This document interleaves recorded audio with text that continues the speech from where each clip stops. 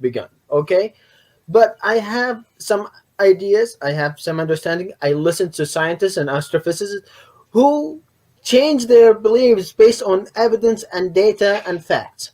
Okay, the Quran, the Islamic way of looking at things, doesn't change. It's just one thing. It's kun fayakun. It's just be and that's it. So the fact that, and the only evidence for it we have is this book. There is no more evidence than this.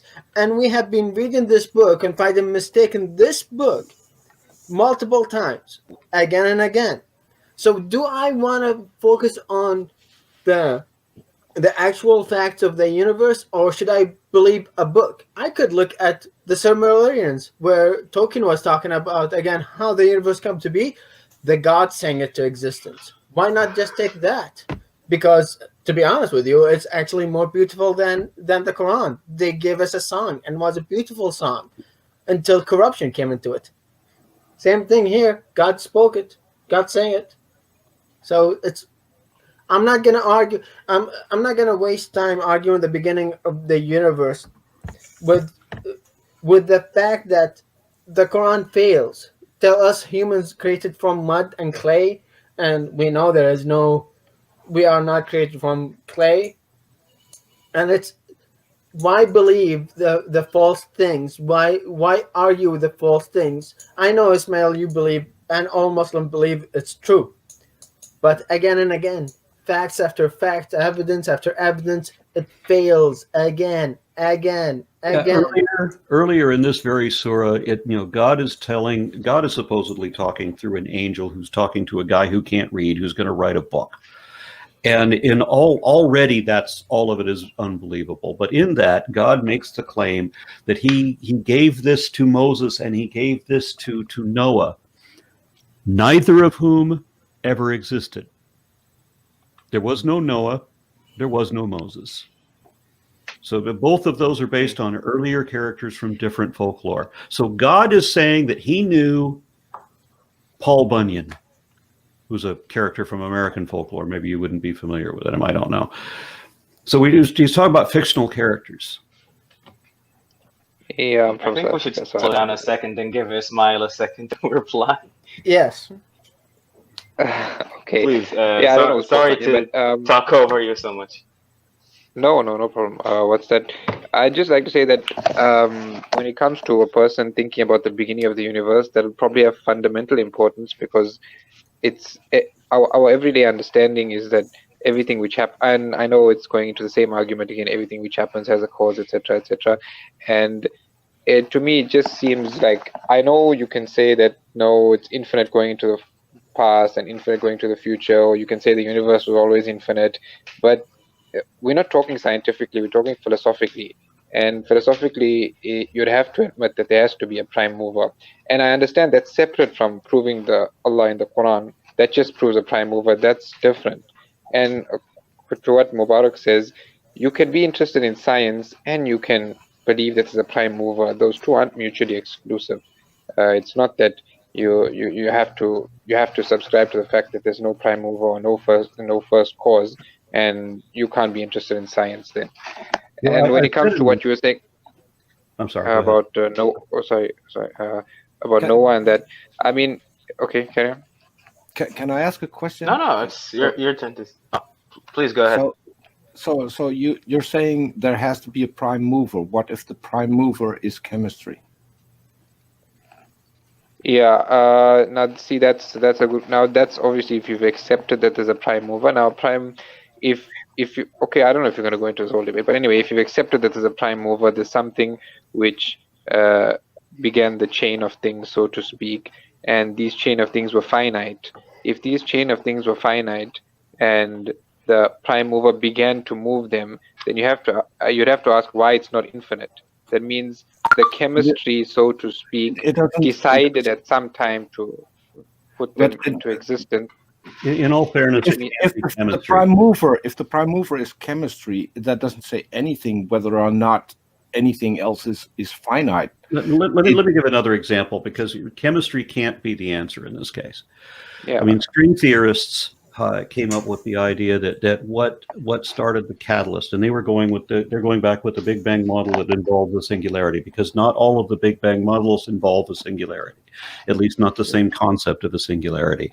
It is not something coming out of nothing. It's not like it's not like nothing exploded and created everything. All of that is completely wrong. But what the string theorists were saying was that outside of this universe, if there is such a thing, if there's a beginning of this universe, then there must be an outside of this universe. So they were talking about how you can have a collision of cosmic membranes that can rupture the time-space continuum, creating a flood into this area where fourth dimensional space and time and matter and energy inflate this new universe. So that it's like when you put water onto boil in a saucepan, you can watch all these tiny little bubbles appear in the bottom, and it's just because the heat generating causes these bubbles to occur, and by this collision of cosmic membranes, we can, according to the string theorists, and I don't subscribe to string theory, but according to them, then we can inflate a universe which would have the appearance of being out of nothing, when in fact it's actually coming. Everything here is coming from somewhere else and pre-existed and was not created. But the point that I want to make is, we used to think that diseases were witchcraft, and that epilepsy was demonic possession. We used to think that comets were omens. We used to think that the volcanoes were the gods getting angry, and everything that we ever blamed on the supernatural. Had we not given up those lies, I mean, we'd still be believing that, but we found the real answers, and the real answers in every case always turned out to be vastly more complex, revelations of whole new fields of study we wouldn't have previously imagined otherwise. And if we could ever find the origin of the universe, and I don't think we will, so I think it's a pointless, it's a futile endeavor to even try, which is why I'm not interested in it. If you can't show that there's any truth to the claim, then there's no value to the claim either. But if we could find the origin of the universe, it wouldn't be a magic invisible man. It, just like everything else turned out to not be a magic invisible man. Everything else turned out to be these much more interesting explanations, and the origin of the universe would have to be a much more interesting and vastly more complex than a god did it. May I make a point here? Okay. Yeah. Okay. I guess I have to go pray Isha in like 2 minutes. So. Okay. If you have to run, then let me just say welcome aboard. But I enjoyed having you on. I've been wanting to have for a long time, and having believing Muslims on the show. Yes. No problem. I enjoyed being here, and perhaps next time I'll be here as well. Thanks, guys. It was very nice to have you. Like, I hope we didn't go.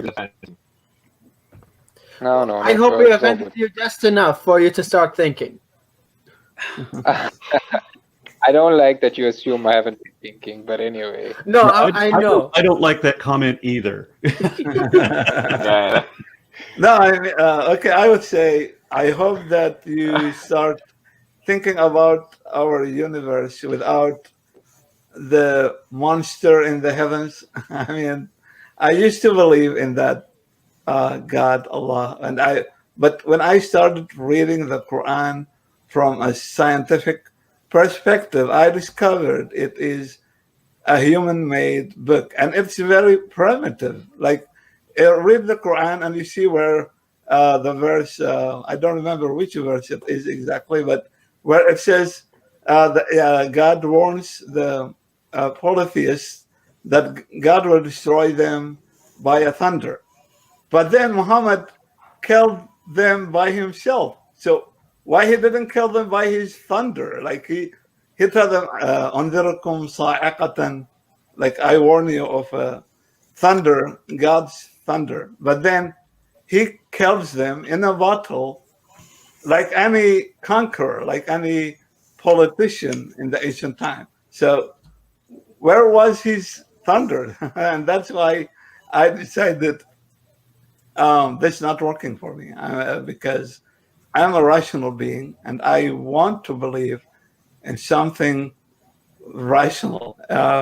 But just to let you know that I was surprised because a sheikh, someone named Nadim al-Jisr, he is the author of a book titled The Story of Faith. He says in his book that he believes in evolution, and that maybe we should not interpret Quran literally. Yeah, that's exactly what he was saying. But now, with the rise of Wahhabism in modern time, that's impossible, and it's not possible anymore to see someone like that. Yeah. I want to thank Majestic P. Beck for Canadian $20 and for the comment that, nothing cannot exist by definition. A Big Bang was a propaganda term to describe the Great Expansion. This iteration of the universe came about 14 billion years ago. We have backtracked it. Blah, blah, blah. Yeah. Sorry. I understand. Physicists will tell me. I don't understand, but physicists will tell me that their math is very good up to this point.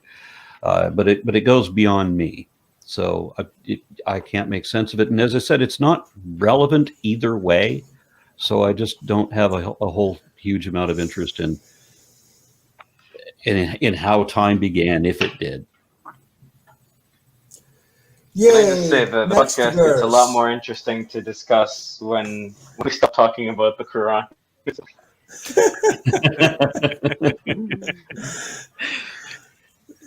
Next Can we just have a smile instead of the Quran? He's much more fun. Yeah. Okay, all right, please, Gogi. Sorry to stop you so much. Okay, 31. 31, please. 31. All right. And we have, you cannot escape him anywhere on earth. You have no protector or helper other than God. We just did. Falls in its face. We can't escape earth. We already did. And yes, the Quran has no concept of places other than earth that can be inhabited by humans. And yes, the space station would qualify, as per your comment, for not being Earth, just like the moon did. You can read your comments, by the way. Yeah, I got to read. Just wait till they build a moon base. Then they'll say, no, it has to be another planet, not a moon. They'll say, no, they mean another galaxy. Then they'll say, no. 9 months later, it's Mars. They'll just keep moving the goalpost each and every time. This argument is gone. It's gone. You can't make this argument today. Yeah. So I want to thank. Try to tell believers to stop arguing. Yeah, £1.99 super sticker. Thank you very much for that. Also thanking Dan C for Canadian $20.99. Hey, Aaron, congratulations for the victory of a new and hopefully better government. Oh, yeah, I did read this one. Okay, I was looking for it again for whatever reason. It just showed up again. All right, continue, guys. My apologies. Okay, 32 is my next one. All right. 32. Among his signs are the ships sailing like floating mountains. So if we see a ship, that means God did it. No. Well, if you go to the seashore, and I know you live inland, and mainly so do I, but I'm near the Great Lakes. Wait, this is verse 32. 32, yes. Am I? Yes. 32. When you look at the ships get that translation? That are not immediately in the harbor, they look like mountains on the otherwise flat and featureless horizon, right? But that's not a miracle. It's just your perspective of where the ships are and in the sea nearby, right? You can see them and whatnot. Kind of like other references in the Quran have mentioned the ships thing before, and it doesn't say that the ships are the miracle. It's the wind that moves them, because the Quran doesn't have any way of knowing how wind is generated. They think wind is generated by God. Yeah, that's 32. That's 33, by the way. Yeah, if he willed, he could bring the wind to a standstill, and they would lie motionless on the surface of the sea. There truly are signs for this, for anyone who is steadfast and thankful, and who thinks in circles. I guess he didn't know we'd have engines. So note, ships at sea do look big as mountain in front of a backdrop of the flattened featureless horizon. I already made that.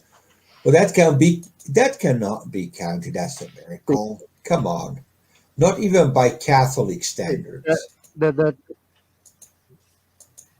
If I may, the translation I have from Dr. Mustafa Khatib, it says the signs are the ships like mountains, quote, sailing in the sea.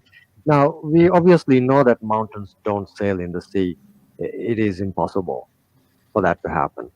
So, well, that Jesus fails this said thing. that if you believe hard enough, which means pretend, if you make believe hard enough, then you can tell this mountain to jump into the sea, and that mountain will jump into the sea. Oh boy.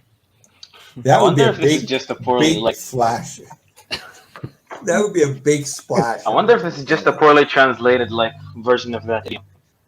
Just a big game of telephone, and this is what we get. Yes. So I do have that opinion, yes.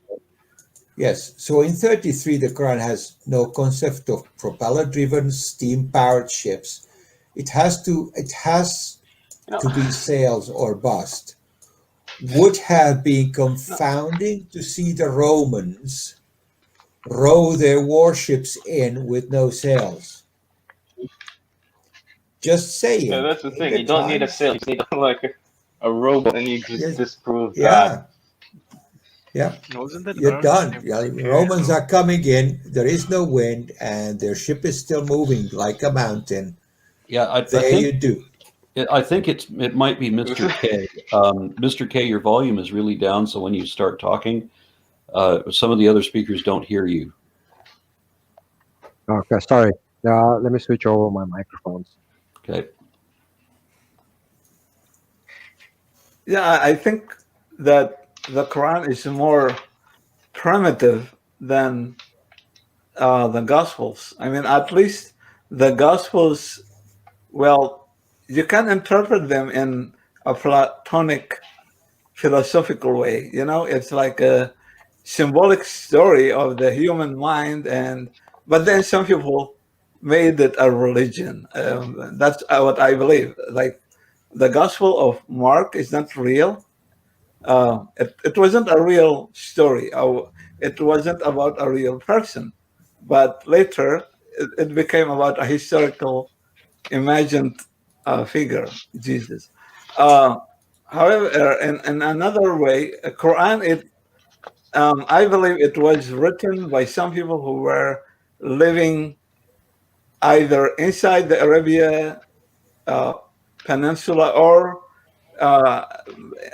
around the frontiers of Arabia, and that's why they have like a primitive concept of the biblical stuff or history. Yeah.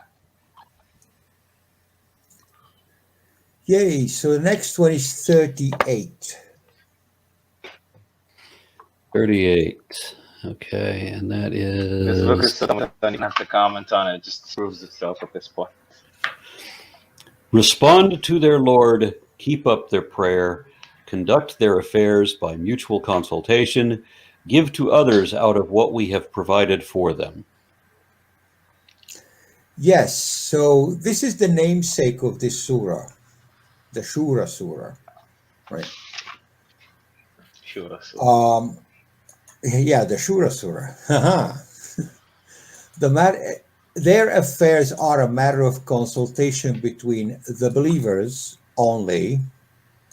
Let's read 38 from the book. وَالَّذِينَ اسْتَجَابُوا لِرَبِّهِمْ وَأَقَامُوا الصَّلَاةَ, right? وَأَمْرُهُمْ شُورَى بَيْنَهُمْ وَمِمَّا رَزَقْنَاهُمْ يُنْفِقُونَ, right? So they spend what we gave them. They deliberate their things between them, but they are praying. They do the prayer, and they answer the call of their Lord Allah in this case. So this is the limit of the Shura, if I'm going to read it backwards from the end to the beginning. It infuriates me to no end how the titles have nothing to do with the goddamn story. This is one verse out of 53 verses. One verse out of 53, and this is what gives the surah its name. Why not name it after any of the thousand other things that it discusses? Because Who decided this? because all the other verses are repeated verses from older surahs, and that's the new thing. If they did that, all the This surahs is would be a named common. after So they're gonna name the surah after land they stole from Dora the Explorer. Sure, why not? I heard someone start talking again, and again the volume was really low. I don't know if it was Carl or Turtle or Mr. K, but barely heard it. Can you guys hear me now? Yes. Yes. Yes. Yeah. Okay. So what I was trying to say was this is a common trope in writing when you're trying to pick a name for a chapter. You pick something that is supposed to be related to that chapter, but you know, I have a friend who's a writer, and you know, she's like, oh, this is how you do this and this is how you do that, but this makes no sense, you know, whatsoever when you say, you know, the naming conventions of the Quran is just like the yeah, I don't even know what to say about this. If the Quran had described things that would have been useful information that people could not already know, and it described them correctly, you know, then the book would have had value. If it had, even if it was just historical tales, the book would have had some value there. But if it's written by a god, then it should tell something more than that. It should give an accurate description of, you know, where semen comes from. They should mention the fact that there is a mammal egg and it's not just the drop of fluid, and that the drop of fluid doesn't come from between the backbone and the ribs and all that. How about just not get everything wrong, right? Like the Quran shouldn't be getting everything wrong. It should describe things better than they could have understood them back then. Useful information. Why do you wash your hands? Well, there's these things that are so tiny you can't see them, but they can cause you to get sick. No, we go around believing that there's demons because our script, and Jesus believed that diseases were caused by demons. If there was any single thing that should cause you to question Christianity, that one fact should do it all by itself. And yet it doesn't work for people. I don't get that. Yay. Well, because when you believe since you were born, like the longer you go on, the harder it gets. It's just a fact of life. You know, sun rises in the morning, demons and God exist. Also, that's not a joke. Like seriously, in the Islamic world, like, if you just look at the news and stuff, the concept in the Islamic world of an atheist existing, especially in the Middle East, is completely foreign to these people. I swear to God, just ask anybody who lives there. If you say the concept of somebody who does not have a religion, it just blows their fucking mind. It just does not compute. I'm not just... Yeah, they just, it doesn't make sense. You gotta worship a cow. You gotta worship Christianity. You gotta worship or something. even a It mouse. doesn't make sense to these people.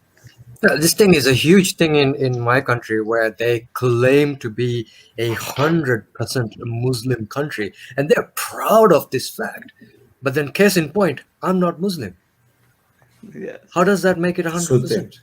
Either you're a You don't Muslim count. or they are wrong. You don't count. And Either have you're you a Muslim noticed or that? they're Okay, wrong. like Yeah. this great miraculous book is believed only widely in countries like schools, universities, and Senate, like a healthy environment.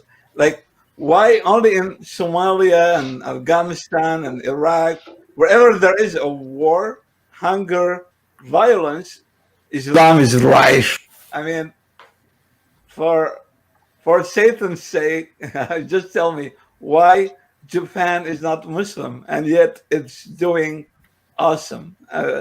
And when I compare Muhammad, for example, to the Buddha, I see two opposite things. I mean, the Buddha was an atheist. I believe he was an atheist or agnostic, at least, to say the least. But yet, when you compare both, they are the opposite of each other.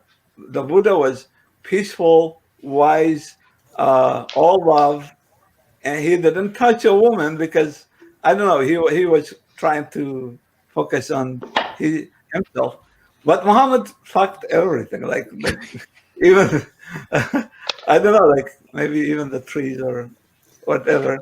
And he was killing people I mean, around. he did say it's okay to go still. So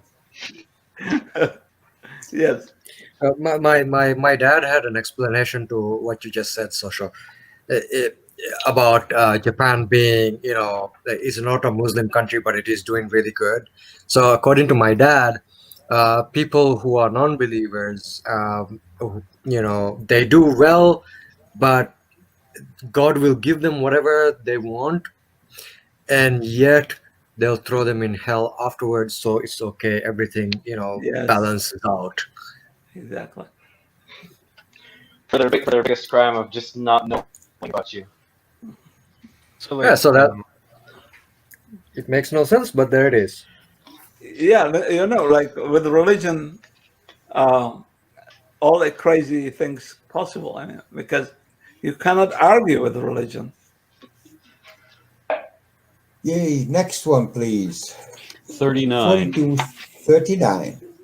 And defend themselves when they are oppressed. Okay. This one is abrogated by, ta-da, 42, 43.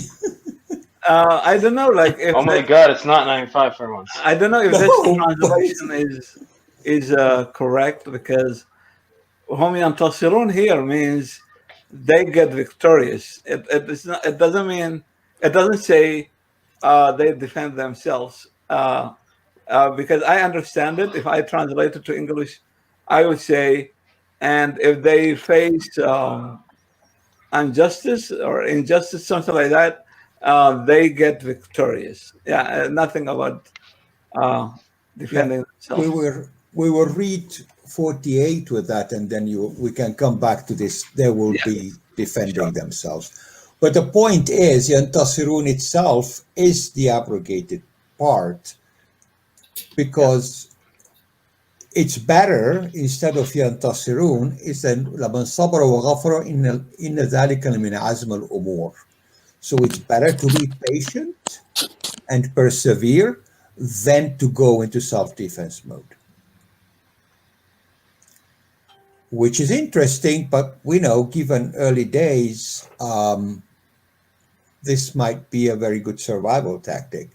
And don't pick a fight with something a lot bigger than you, because you're going to end up in a bad place pretty quick. So this is one of the abrogator is in the same surah. Don't even have to go somewhere else for it.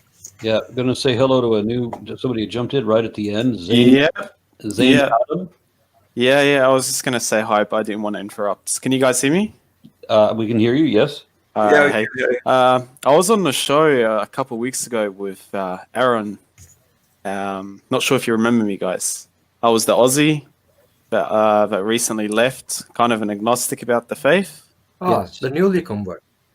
Yeah, I spoke with Carl or someone else.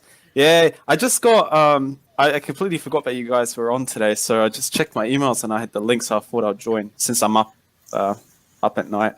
So yeah, you guys are probably about to finish, but I thought I'd just jump in and say hello. Well, good to hear from you. I'm glad you made it. Yeah. I've noticed the new faces, some new faces here. New people. Yep, the cast is growing a bit, and I'm happy about that. Yeah. 41 is the next one. 41. All right, that is. Let me jump back here. It's 44. Did we go out of order? All right. There is no cause to act against anyone who defends himself after being wronged. Yes, and this is abrogated by 43. Again, so defend yourself when you're being wrong. It's much clearer now, right? but still abrogated by 43, which is you better be patient and hold back from the useless fights with somebody who's bigger than you. And because at this time, Muhammad and his followers are very few, and they are living in Mecca, and literally they are surrounded by infidels and polytheists. So they don't want to pick a fight at this point. Yeah, and I think this concept is reproducing itself in modern times. Like you see a group of Islamists, they reach a country, they create a community, and they pretend that, oh, we are very peaceful, but underground, they preach about hate, and the time will come and we will kill all of them, they will convert by force. So this concept is reproducing itself until this very day, which is, that's why I think Islam is the most dangerous religion in all history.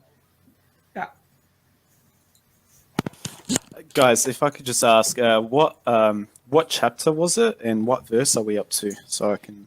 It's Surah 42. Shura. Surah 42. Yeah, and I just read verse 41. 41. And what translation are you guys using? I was going with Abdel Halim. We understand it in Arabic. I find Sahih International the most accurate. Like, I speak Arabic as well. And I've noticed that Sahih International, which is just a standard one, is the most accurate. There is no accurate version, I think, because the language is very tricky. I mean, yeah, it is. Yeah, because everyone can interpret it, and Quran was made this way just to make it, you know, like a plastic. You know, you can't shape it the way you want, and that's why this is the most clear book in the world, man. Yeah, and I will not defend Abdel Halim's translation. That was the book that was given to me when I went to Dubai. So that was the one that I went to first. I found an online version of it that I downloaded. It's not available online anymore, but I can copy the text in large blocks, so it makes it easier for me. The other versions, like Clear Quran and Islam Studies and Quran.com, I can't copy large blocks. So I end up sticking with Halim, but I compare his translations to others, and there's a lot of places where his translation does not make any sense, and I have to read like 3 or 4 more to make any sense out of it. And once upon a time, I had to read 6 different translations to figure out what that one verse was saying. You'd expect the God to send a message clearly, you know? He said he did. Why don't you use Quran.com? I mean, it is very useful website. Because it is a useful website, and I do use it. Yeah. But I can't copy the large blocks of text to, and I'm certainly not going to handwrite all of that. Okay.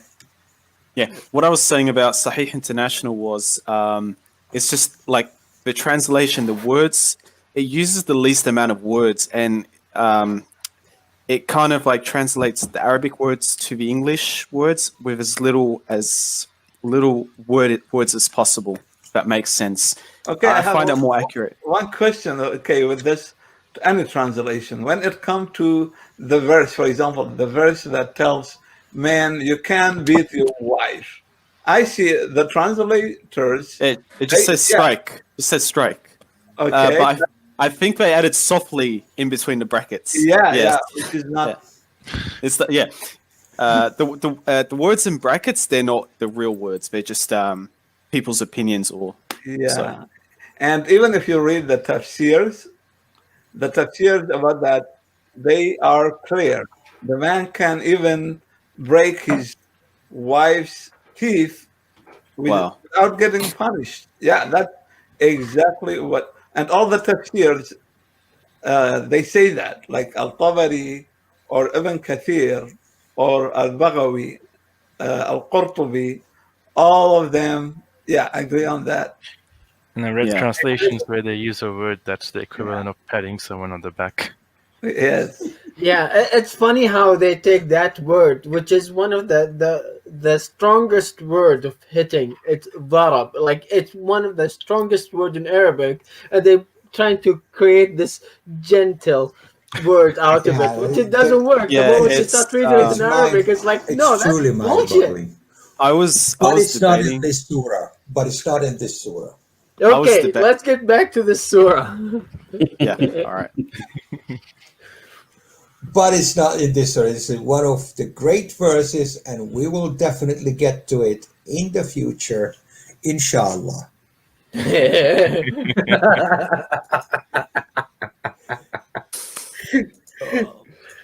So 48 is my...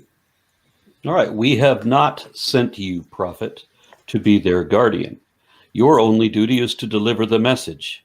When we give man a taste of our mercy, he rejoices in it. But if some harm befalls him on account of what he has done with his own hands, then he is ungrateful. Oh, yeah, he is given the guardianship and the power. 9:5 abrogates that part. You know, this verse reminds me of some of my relatives used to tell me, even when I was a Muslim, I was a thinker, so I would ask a question, and they tell me, well, God made you with a disability. He created you with a disability because he knows the future, and he knows you will become a very bad person. And I said, how about Hitler or Saddam Hussein? Why said God didn't punish them or cripple them at least? But you see, I mean, you can't argue with such a mentality. Exactly. Yeah. There's a famous quote by Richard Dawkins where he says, "You can't argue with a mind like that. It's just a disgrace to the human species." You know, I was watching one of his videos. They just make excuses for everything. 4250. Please read your notes, Aaron. 4250. Let's see. Male to whoever he will, or both male and female, and he makes whoever he will barren. And my notes were that Las Vegas illusionist Penn Jillette said that God works in mysterious, inefficient, and breathtakingly cruel ways. Of course, the reason that it seems so mysterious is that it's not the work of an intelligent agent at all. Nature acts without intent, and so cannot be said to be benevolent nor malevolent to anything. And that's quoting the Tao Te Ching. There, mystery solved. Yeah, I think you know, like the Islamic God, like such a verse, for example, is a Jewish God usually, because evil and good comes from the same source, which is God. Whereas Christians, they imitated the Zoroastrians, so they brought Satan and they gave him some power to make sense of evil in this world. And that's why I always ask my relatives who are Muslims, I tell them how God could create a baby with a cancer. I mean, what the point? What the point? Well, in the previous verse here, I think it's number 30. So وَمَا أَصَابَكُم مِّن مُّصِيبَةٍ فَبِمَا كَسَبَتْ أَيْدِيكُم. So it's like it's what you did. Exactly. And even if you're a baby, because they will say, oh, well, in Surah Al-Kahf, they were the guy killed the kid because he's gonna be a bad guy or non-believer when he grow up. It's the same thing. He know that you're gonna be bad, and it's the same example, the same excuse that your relative gave to you. And it's one of the shittiest thing people could do, because they're like, oh, you deserve what you get because you are going to be bad. It's like, no, your God is shitty and you are a shittier person for believing in him. Yeah, very much so. Exactly. You guys are all the new people. Everyone's here pretty much atheist. I'm the only deist. Yeah, there was a believing Muslim on moments before you came on. But you got... Yeah. Yeah, I was gonna say he just had to leave to Oh, he hopped off. He had something scheduled that he had to get to. Did you try to justify some of the verses because you were saying that you wanted a Muslim on? Well, I've been wanting a Muslim on for a long time. You know, I don't ever want to be in an echo chamber, and so I was delighted to have somebody on there. Unfortunately, the only thing that came up in contention was like the least important thing that I could think of to argue about. The need for a bigger banger for the Big Bang. No. The thing that we were arguing about was, you know, the comment about that how he gave us mates from among ourselves. You know, that interpretation of that, whether that was a grammatical error, who the fuck cares? See, you don't care, Aaron. Atheists like us wouldn't give a fuck about it, but Muslims do. That's the thing. Yeah, they do. And this is like the speed up. They nitpick on the tiniest of the things. shopping center. Normally, you don't care about it because you're driving slowly, anyways. Right, but when you actually look at the road, you see the speed bump there. A lot of people just drive right through it; they don't even notice it. It's there. Yeah, and so I mean, I just wanted to give the guy his point when he said that there's another way to interpret that. I think that's more correct. Fine, have it, because there's so much more substantial stuff to argue about that we don't even need to look at this verse. You know, yeah, no, and then unfortunately, right after he left, something much more substantial came up. You know, but he couldn't stay forever for that. So I understand. Yeah. Well, hopefully he will correct for his mistakes next time and show up for the full episode. All right, so that was the last verse I think that Bogey had on his notes. We've been managing to stay in matching chronological order with the order of revelation. So we did Surah 39, 40, 41, 42, and the next one will be 43, and then we jump to 44, 45, 46. So that's interesting. I wonder why only that stretch is in is matching order. I would like to do this as we have been doing every 2 weeks. That would put this at the 17th. Aaron, may I ask you a question? Yes. How about making an episode about the theory of the caliphate? There is a great book about a Muslim cleric. It was published in 1925, just after the rise of Mustafa Kemal Ataturk. It was published in Egypt. And he argues in the book that the Islamic rule of caliphate, it was a human-made project. And he was damned by clerics, by Al-Azhar Islamic University, and but his book is really, really powerful, and I believe Muslims should read it everywhere.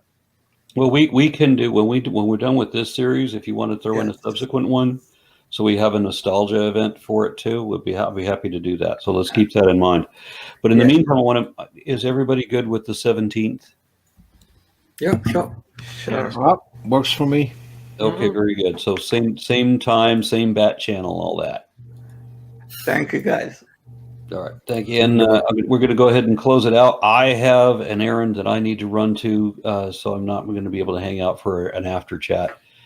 But I will, you guys can talk amongst yourselves. Thank you much. Good night. Thank you. Thank you.